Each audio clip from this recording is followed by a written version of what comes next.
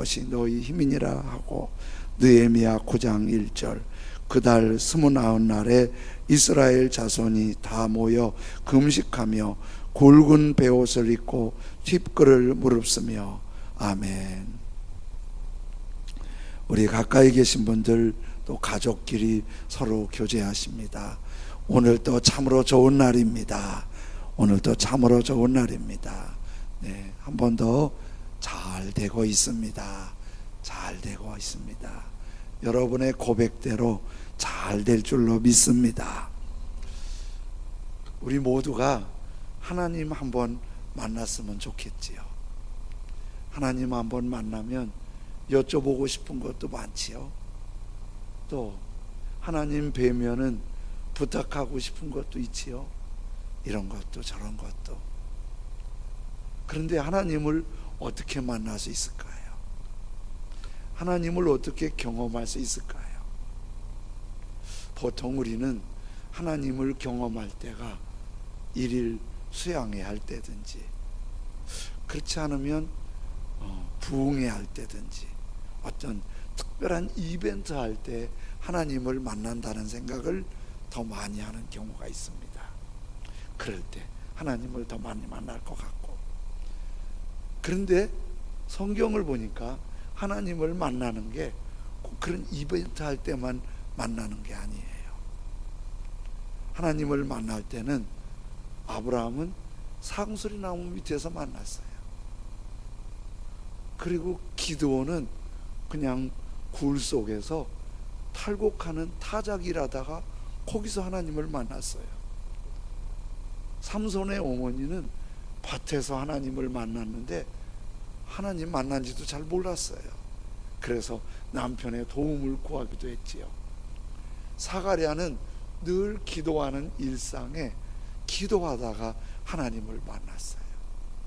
이렇게 하나님을 만나는 게 특별한 때 만나는 것 같은데, 의외로 그것보다도 일상에서, 삶에서 하나님을 만나는 게 성경에 많고, 또 그런 교회 역사가 많더라는 거예요.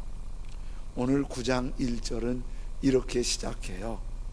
그달 29날에 이스라엘 자손이 다 모여 금식하며 굵은 베옷을 입고 뒷걸을 무릅쓰며.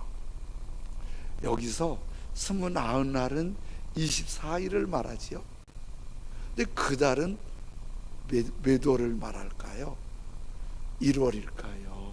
2월일까요? 10월일까요? 몇 월 29날일까요? 그달 29날이라고 그랬으니까 9장 1절이니까 8장과 연관이 되겠죠. 근데 지난주에 8장을 말씀드릴 때 여러분 기억나세요? 7월 초하룻날. 7월 초하룻날이니까 7월과 이어지는 9장이니까 7월 29날이에요. 그런데요, 이 7월이 아주 의미 있는 달이에요. 우리는 새해가 1월 1일 날 시작되잖아요. 구약의 이스라엘은 새해가 7월 1일 날 시작이 돼요. 새해가. 그래서 8장의 7월 초하룻날은 새해가 시작지는 날이에요. 그러면서 7월 달에 우리가 1월 1일에 새해의 설레임과 축제가 있듯이 이스라엘에도 7월 달에는 축제가 많아요. 7월 1일은 나팔절이에요. 제사장님들이 나팔을 쫙 불면서 새해를 선언하면 온 백성들이 하나님을 찬양하고 춤추고 기뻐하면서 감사해요. 7월 1일 날. 7월 10일 날은 대속죄일이에요. 대제사장이 에봇을 입고 지성소에 들어가서 온 백성의 죄에 알고 지은 죄, 모르고 지은 죄를 다 용서받는 게 7월 10일이에요. 7월 15일부터 7월 22일까지는 초막절이에요. 그러니까 새해가 계속 절기로 이어지잖아요. 그런데 이 초막절이 특별한 초막절이었을 거라고 지난주에 말씀을 드렸어요. 왜냐하면 스룹바벨이 성전을 건축하면서 초막절을 지키는 적이 있어요. 에스라도 두 번째 예루살렘에 돌아와서 초막절을 지키는 적이 있어요. 그런데 느헤미야가 3차로 예루살렘에 돌아와서 성전도 완공이 되고 성벽도 완공이 돼서 아주 갈급한 마음으로 초막절을 지키기 때문에 아주 특별히 감동의 절기였어요. 이때가 느헤미야가 예루살렘에 돌아와서 성벽을 완공한 때가 주전 444년경으로 보여요. 유다가 망한 게 바벨론에 의해서 완전히 무너진 게 주전 586년이에요. 142년 만에 성전이 완공되고 성벽이 완공된 데서 감동적인 초막절을 지키는 거예요. 그러면 그달 29날 7월 24일은 무슨 날이에요? 7월 24일은 초막절이 끝났어요. 7월 22일이니까 초막절을 끝나고 그 다음 날 29날 24일을 말하는 거예요. 대개 축제를 지키고 나면 어떤 변화가 있어요? 축제 준비하느라고 바빴고 축제 지키느라고 분주했고 같이 여러 가지 하려면 피곤하고 힘들 수 있잖아요. 그런데 축제 끝나면 이제 좀 쉬어야 돼, 편하게 쉬어야 돼, 이런 생각을 할 가능성이 많잖아요. 그런데 이렇게 명절을 지킨다든지 축제를 할 때 어떤 의미가 있어요? 우리도 있잖아요. 얼마 전에 광복절이 있었잖아요. 근데 그 광복절을 생각할 때 우리가 일제에 너무 고생했던 거 생각하면서 해방에 감사하면서 우리 정신 차리고 이러면 안 된다. 이게 광복절의 의미잖아요. 그래서 기억도 있어요. 해방에 감사도 있어요. 요거로 끝나면 안 돼요. 우리 정신 차리고 잘 살아야 된다. 다짐도 하는 게 절기를 지키는 의미인 거예요. 이게 이제 절기예요. 신약에 와서도 성경에 절기 지키는 게 있지요. 부활절 지켜요. 부활절 왜 지켜요? 예수님께서 우리의 죄를 용서하시기 위해서 십자가에 죽으셨어요. 그리고 3일 만에 다시 살아나셨어요. 죽음에 두려워하고 절망하고 불안해하는 사람들에게 예수님 부활은 다시 살아난다는 소망이 된 거예요. 그 소망으로 끝나는 게 아니에요. 부활하신 예수님이 지금 우리 곁에 계셔서 우리와 함께 하시고 영생의 소망을 주시고 우리에게 기쁨과 복의 길로 이끄신다는 거예요. 그럼 부활절은 뭐예요? 우리 죽음의 절망 가운데 있는 우리에게 생명의 소망, 함께 하시는 은혜, 영원한 소망에 대한 기쁨과 감사로 믿음에 새로워지는 게 부활절이에요. 맥주 감사주의라고 추수감사절을 지키는 건 우리 감사절이잖아요. 우리 준비해서 감사의 노래도 하고 행사도 하고 음식도 잘 먹고 하나님께 감사한 검조해요.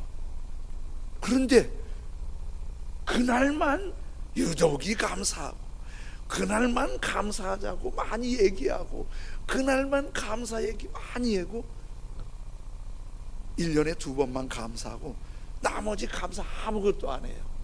하나님께 감사한 거 없어요? 하나님과 상관없이 살아요? 이게 감사절의 의미인가요? 그거 아니잖아요. 감사절의 의미는 평상시대도 늘 주님의 은혜에 감사하고 베푸신 사랑과 복에 감사하면서 그날에는 유난히 그 은혜를 되새기며 감사하며 하나님께 영광을 돌리는 거예요. 그리고 그 감사에 마음이 뜨거워져서 그 다음날 더 감사하고 계속 감사로 하나님께 영광을 돌리고 노래하며 하나님을 섬기는 게 감사절이잖아요. 성탄절도 마찬가지예요. 하나님이 사람의 몸을 입고 이 땅에 오셨는데 그 주님이 이 땅에 오신 그 모습이 우리가 그냥 그래 주님 오셨어, 그날만 주님 내 안에 오세요, 주님 나와 함께 하세요, 주님 환영합니다, 성탄에 주님 찬송합니다, 메리 크리스마스, 그리고는 1년 300일 넘게 주님과 아무런 관계없는 삶을 사는 게 성탄절이 아니잖아요. 오늘 초막절을 지킬 때도 초막절을 이렇게 지키라고 레위기 23장 42절 43절에 말씀하세요. 레위기 23장 42절 43절에 너희는 이래 동안 초막에 거주하되 이스라엘에서 난 자는 다 초막에 거주할지니 이는 내가 이스라엘 자손을 애굽 땅에서 인도하여 내던 때에 초막에 거주하게 한 줄을 너희 대대로 알게 하려 함이니라. 나는 너희 하나님 여호와이니라. 여기에서 초막절을 지키라고 하나님이 모세를 통해 말씀하는데, 초막절은 어떻게 지키냐면 이스라엘 백성이 애굽에서 해방을 나와서 홍해 건넌 다음에 40년 동안 광야 생활할 때 늘 움직이는데 집을 짓고 살 수 없잖아요. 조금 준비가 잘 된 사람은 천막을 치고 살지만 준비가 안 된 사람은 나뭇잎을 꺾어서, 풀잎을 꺾어서, 초막이 풀집이에요. 그래 풀을 만들어서 집을 만들어 놓고 밑에 풀을 깔고 거기서 사는 거예요. 400년 동안 그렇게 불편하게 살았는데 하나님이 지켜주셔서 건강하고 때를 따라 먹을 것 주시고 은혜 주시고 40년 동안 지켜주신 하나님께 감사하는 게 초막절이에요. 그래서 이스라엘 사람들은 초막절을 지킬 때 아파트에 사는 사람도 자기 집에 사는 사람도 초막절이 되면요 마당에다가, 좀 더 열심인 사람은 아예 광야에 가서 초막집을 짓고 풀을 깔아놓고 거기서 일주일, 아파트 살다가 그런데 일주일 살려면 얼마나 불편하겠어요. 할아버지 할머니 어린 애기까지 다 가서 그렇게 초막절을 지키는 거예요. 그때 두 가지 생각하는 거예요. 하나님 그때 우리 조상을 지켜주시고 우리도 지금 지켜주셔서 감사합니다.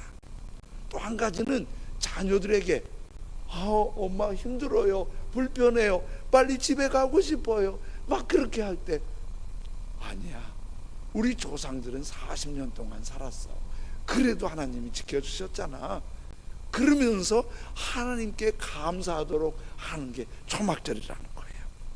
그런데 이렇게 초막절도 대속제일도 나팔절도 지켰는데 우리도 부활절도 지키고 감사절도 지키고 성탄절도 지키는데 아쉬움이 두 가지가 있어요. 한 가지는 하나님이 거룩한 의미를 담아서 절기를 주셨는데 그 절기에 의미가 없다는 거예요. 또 절기구나, 그냥 뭐 적당히 지나지 뭐. 꼭 이거 지켜야 돼요. 의미가 없이 그냥 지내가요. 그렇다면 주님이 그런 절기를 만드실 일이 없잖아요. 의미 없는 절기를 주님이 주신 게 아니에요. 의미 있게 더 하나님을 사랑하고 감사하고 함께 하시는 주님 소망을 갖고 사는 게 절기의 의미예요. 또 한 가지는 이게 아쉬움이에요. 절기를 아주 막 준비해서 음식도 준비하고 또 주님을 옆에 드릴 찬양도 준비하고 교제도 준비하느라고 바빴어요. 그러면 많이 오랫동안 준비했어요. 절기 딱 끝나면 너무 피곤해요. 너무 힘들어요. 그래서 이제는 좀 쉬어야 돼. 그럼 어떻게? 기도도 쉬어요, 예배도 쉬어요, 말씀도 쉬어요. 다 이게 흐트러지는 거예요. 그러려는 게 아니라 더 새로워지도록 하기 위한 건데 절기를 축제를 지키고 그 다음이 영적으로 더 무너지는 거예요. 제가 전도사로 부목사로 사역할 때 중고등부 담당을 했는데요, 그때 애들이 여름 수련회를 아주 은혜롭게 했어요. 그때 한 100여 명 지도를 했는데, 그러면 그 수련회 하려면요 애들이 막 준비를 하지요. 막 한두 달부터 기도하고 프로그램 준비하고 그러면서 기도하면서 준비를 해요. 그리고 이제 한 3박 4일 하는데 가는 거 있고 오는 거 있고 교통편이 안 좋으니까 어렵게 하고 시골 교회나 학교 빌려서 이제 수련회를 했어요. 애들이니까 낮에는 좀 놀게 해야 하잖아요. 수영도 하게 하고 또 게임도 하게 하고 뭐 경기도 하게 하고 그러면서 놀게 해요. 이제 그런데 영적인 지도자들은 어디에 초점을 두냐면 저녁을 어떻게 하냐, 저녁에 은혜 받아야 되니까. 그래서 너무 피곤하면 저녁에 좋을까 봐서 조금 일찍 끝나서 쉬게 하고 저녁밥을 먹고 정리하게 한 다음에 그 다음에 이제 얘들 보고 준비하게 해요. 그 찬양을 뜨겁게 하고 그리고 기도하고 또 이제 말씀 전하는 사람들 말씀을 준비를 잘하고 그리고 나서 말씀 끝나서 기도를 시작하면요, 첫날은 약간 어설퍼해요. 둘째 날은 대부분 굉장한 임재가 있어요. 막 성령을 받고 울면서 애들이 회개를 하고 방언 기도를 하고 얼마나 좋아하는지 몰라요. 뭐 셋째 날은 무르익지요. 막 어떤 애들은 잠자야 되는데 잠도 안 자고 울면서 기도하고 이 생명 바치겠다고 헌신하겠다고 기도하고 막 주님을 향하는 마음을 보니까 제 마음이 처음 수련했을 때요, 마음이 부족해갖고 이제 됐다, 얘들이 전도하고 주님 중심으로 살면 하나님의 역사가 일어나겠다, 그런 아주 기대가 있었는데요, 수련회하고 그 다음 주일날 애들이 교회도 안 나와요. 그렇게 은혜 받은 애들이. 그래서 연락해보면 수련회 하느라고 너무 피곤해서 너무 피곤해서 못 일어났다는 거예요. 그거 뜨거운데 어떤 애들은 또요, 그 다음 주일날 휴가 갔대요. 그렇게 막 주님을 위해 살겠다는 그건 어디 갔고 휴가 가는 건 또 뭐냐고요. 마음이 많이 무너지는 거예요. 그리고 이게 정말 뭐냐, 내가 쭉 지내놓고 보니까 그게 그렇게 믿음이 훈련이 잘 안 될 수 있지만 그 한 번의 영적인 경험도 중요하긴 중요해요. 근데 중요한 건 그 경험하고 그 다음이 무너지면 어둠의 권세에 우리의 영적인 게 무너질 수 있다는 거예요. 근데 애들 얘기만 그런 게 아니에요. 어른들도 그래요. 무슨 이벤트가 있고 부흥회가 있으면 막 앞자리에서 막 다 준비하고 기도하고 그렇게 은혜 받으려고 그러고 사모해요. 부흥회 끝나면 너무 피곤해서 쉬어야 된다는 거예요. 그게 본질이 아니잖아요. 은혜 받았으면 더 은혜를 회복하고 살리기 위해서 주님을 향해 뜨거워지고 새로워져야 이게 맞잖아요. 그게 무너져 버리는 걱정이 있는 거예요. 꼭 부흥회가 아니라도 수련회가 아니라도 이렇게 주일날 주일은 주님을 향해 준비해요. 아침부터 준비해요. 토요일부터 준비해요. 잘 준비하고 교회 와요. 그래서 주일날 사역하는 분들은 아침부터 오후까지 많이 바빠요. 근데 중요한 건 좀 피곤하다고 월요일부터 새벽기도 쉬는 거예요. 피곤하다고. 그리고 말씀도 기도도 다 쉬는 거예요. 그럼 어떻게 하는 거예요?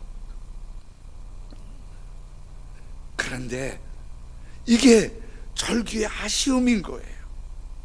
근데 오늘 성경은 독특한 의미를 말씀하시는 거예요. 9장 1절에 이렇게 말씀하십니다. 그달 29날. 이 날이 무슨 날이라고요? 이 날이 나팔절 지켰어요. 대속제일 지켰어요. 초막절 지켰어요.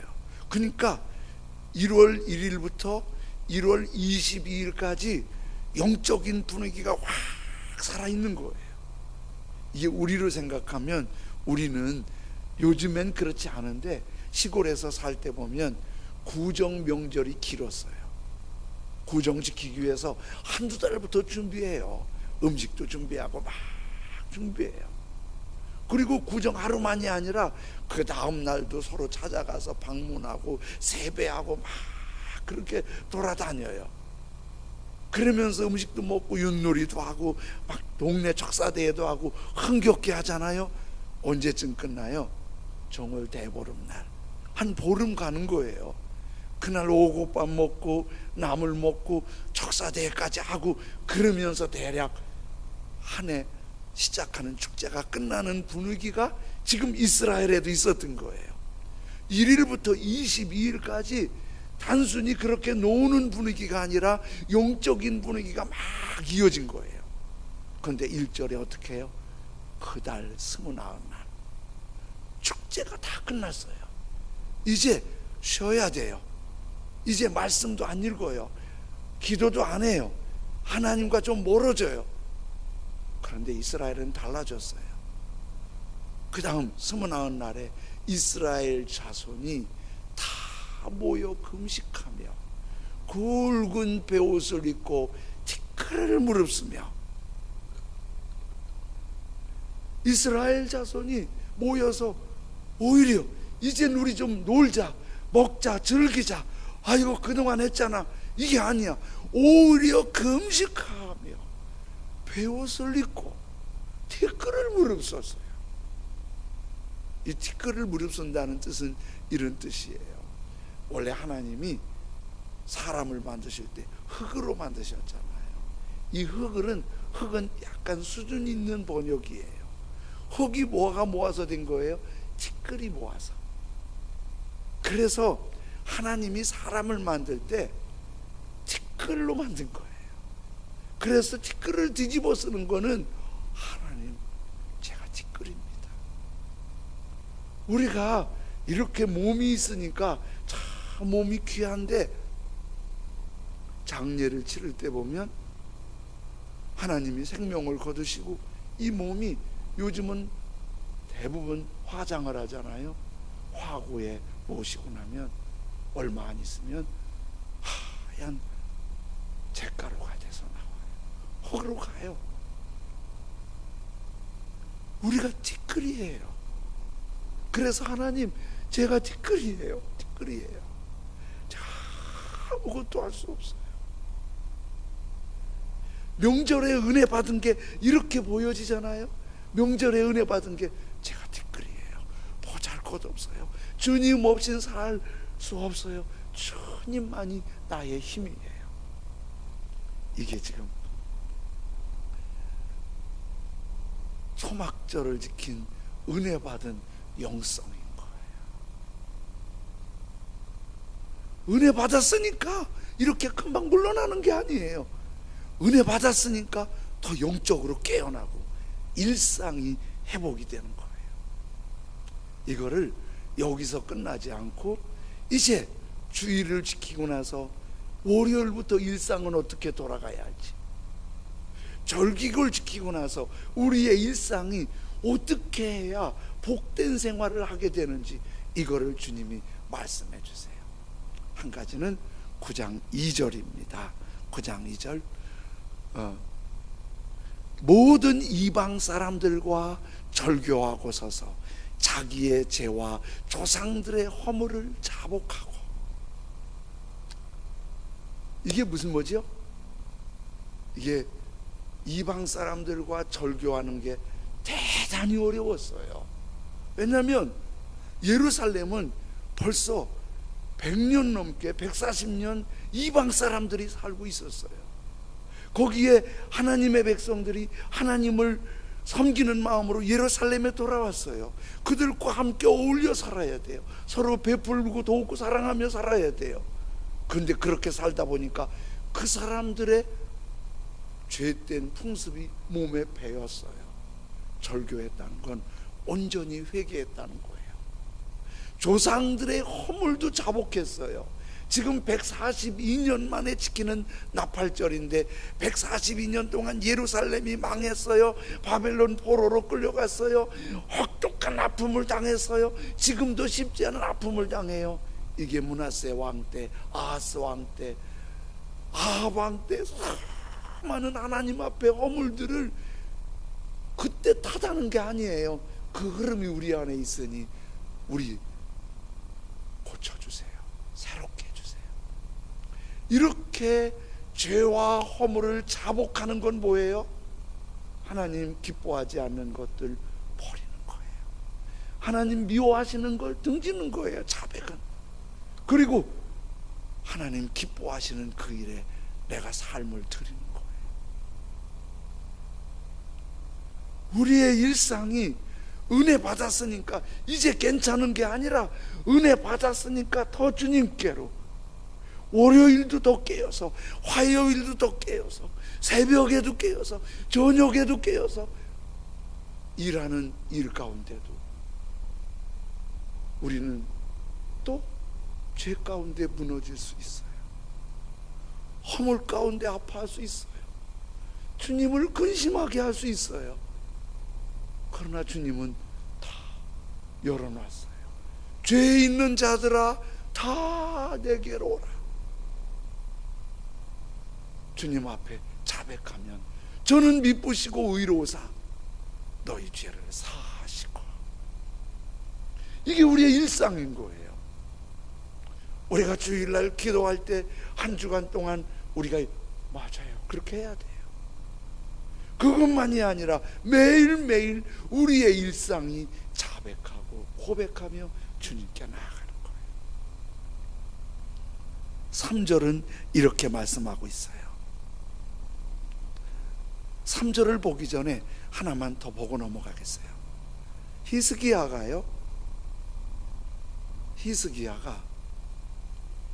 자기가 죽을 병이 걸렸어요. 그래 죽게 됐어요. 근데 이사야 선지자가 와서 하나님 말씀에 당신 죽으니까 유언하라고 그래요. 그때 히스기야가 막 울면서 기도해요. 회개하면서 기도해요. 그랬더니 하나님이 이사야에게 말씀해 주시는 거예요. 그게 이사야 38장 6절 5절인데요 너는 가서 히스기야에게 이르기를 네 조상 다윗의 하나님 여호와께서 이같이 말씀하시기를 내가 네 기도를 들었고 내 눈물을 보았노라. 내가 내 수 안에 15년을 더하고. 울면서 회개할 때 하나님이 고쳐주셨어요. 살려주셨어요. 회복시켜주셨어요. 시편 84편 6절에는 이렇게 말씀하세요. 그들이 눈물 골짜기로 지나갈 때에 그곳에 많은 샘이 있을 것이며 이른 비가 복을 채워주나이다. 눈물 골짜기. 월요일도 울면서 주님께 나아가고, 화요일도 울면서 주님께 나아가고, 저녁에도 주님 앞에 눈물로 나아가면 내 허물, 내 부끄러움을 주님 앞에 내려놓으면 그 다음은 샘이 터지고 이른 비가 복으로 가득하게 하시는 거예요. 뭐가 은혜예요? 자백하고 고백하고 자복하며 주님께 향해서 주님의 기쁨이 되는 일상이 샘이 터져요. 복된 비가 흐르게 되어 있어요. 그리고 오늘 느헤미야 9장 3절은 이렇게 말씀하는 거예요.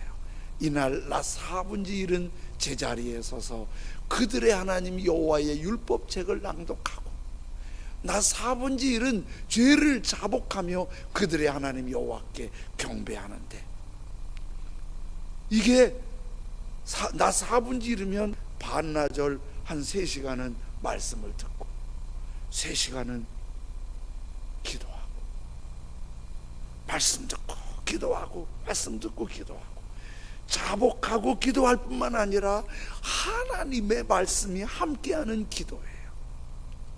요한복음 15장 7절에 이렇게 말씀하세요. 너희가 내 안에 거하고 내 말이 너희 안에 거하면, 내 말이 누구 말이에요? 예수님 말씀, 하나님 말씀이 너희 안에 거하면 무엇이든지 원하는 대로 구하라. 그리하면 이루리라. 하나님의 말씀을 붙잡고 말씀으로 기도할 때 말씀의 능력이 기도와 함께 하나님의 손길을 맛보게 하시는 거예요. 말씀 없는 기도는 무속적인 우상숭배적인 기도가 될 가능성이 높아요. 말씀 없는 기도는 하나님의 뜻과 상관없이 이기적이고 떼쓰는 기도가 될 수 있어요. 하나님 때로 그런 기도도 응답해 주는데 그건 복이 아니었잖아요. 그래서 말씀을, 그래서 큐티집을 사서 큐티를 하면서 말씀을 붙잡고 기도하고 말씀을 붙잡고 감사하고, 이런 말씀이 우리 안에 있는 이 삶이 우리의 삶을 만들어주는 거예요. 그래서 그날, 그달, 29날 참 중요한 거예요.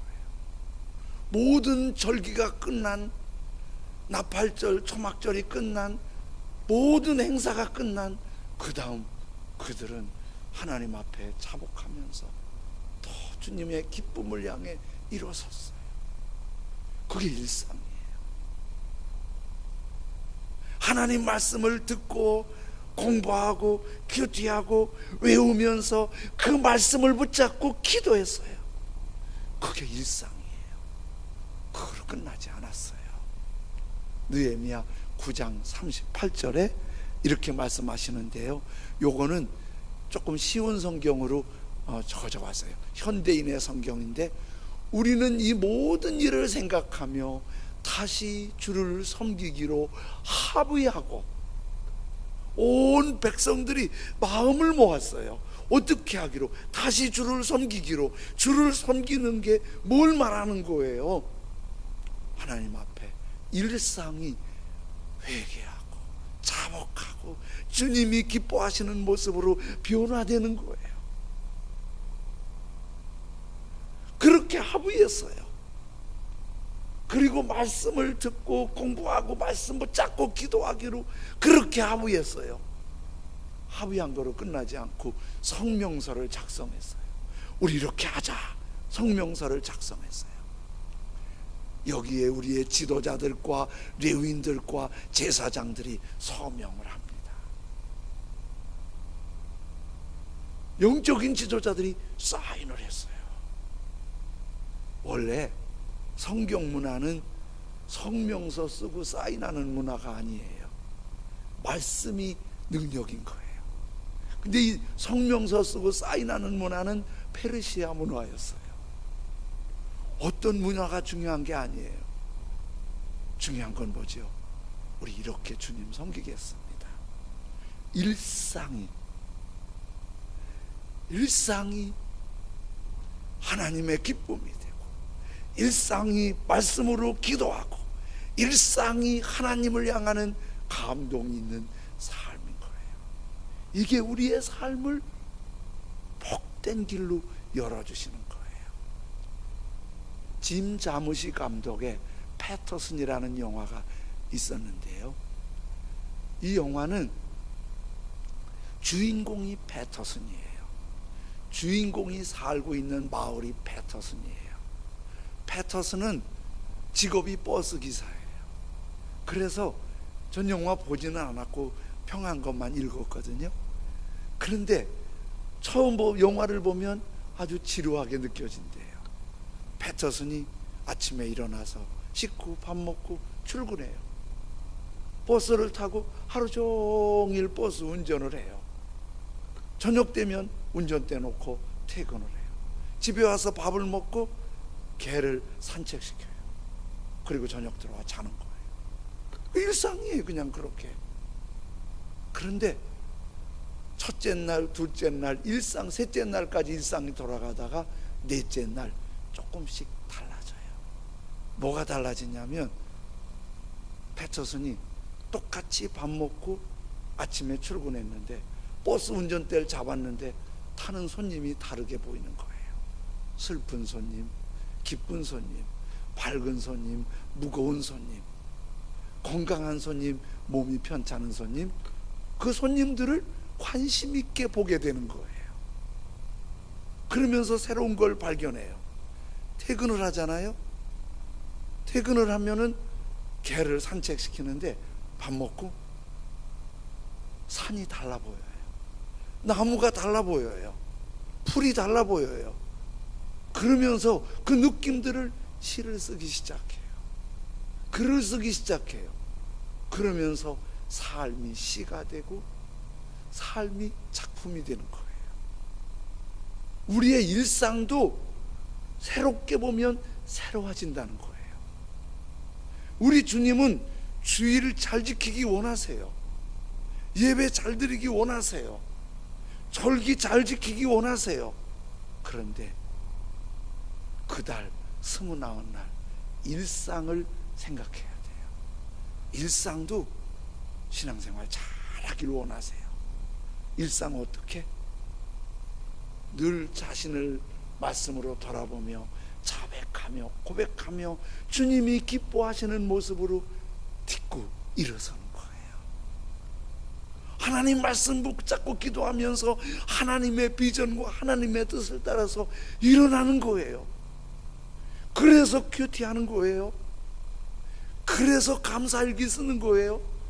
그래서 52일 느헤미야처럼 기도하면서 우리 일상이 훈련이 되자는 거예요.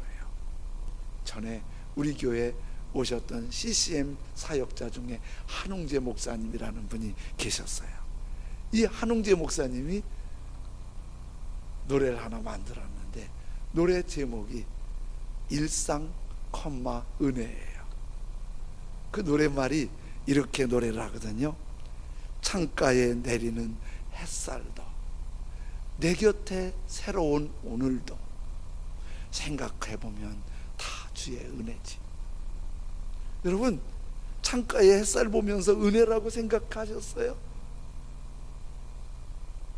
오늘 하루 눈 뜨면서 오늘을 주신 하나님의 은혜를 생각해 보셨어요? 한웅재 목사님은 그걸 봤네요. 햇살을 보면서 하나님 은혜지. 오늘을 맞게 해주신 게 하나님 은혜지. 이런 생각이 드는 거예요. 늘 작기만 한 나를 위한, 늘 작기만 한 나를 위한 조금씩 커가는 아이도, 애가 조금씩 커가는 아이도, 갓 지은 고스란 밥상도, 막 밥솥에서 밥이 찌어졌을 때 그 밥을 딱 뚜껑을 열고 보면 김이 모락모락 나면서 기름진 밥, 그거 보면서 하나님 은혜라고 생각해 보셨어요? 이 일상을. 한웅재 목사님은 햇살, 아침 햇빛, 애가 커가는 거, 고스란 밥상 보면서 하나님의 은혜지, 하나님의 은혜야, 하나님의 은혜지, 이걸 노래했어요. 주님은 이 어려운 시대에 그냥 건성건성 형식만 갖춘 믿는 것 같은 그런 믿음보다 그달 29날 내일부터 매일매일 일상이 생각해보면 다 주의 은혜지. 생각할수록 다 주의 은혜야. 다 주의 은혜야. 그러면서 허물을 고백하며 주님의 기쁨이 되고, 말씀 붙잡고 기도하며 주님을 따르고, 이 복된 발걸음이 계속될 때 어떤 환경, 어떤 상황이 와도 우리는